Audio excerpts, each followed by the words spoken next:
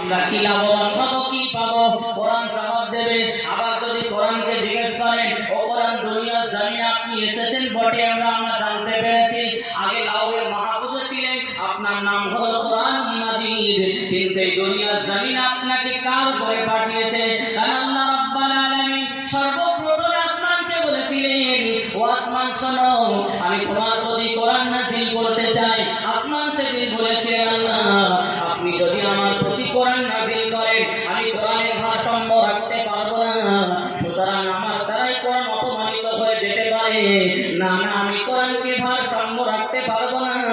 জমিনকে আমার আল্লাহ বলেছিলেন, জমিন এক বাক্যে জবাব দিয়েছেন, আল্লাহ না কোরআনের ভারসাম্য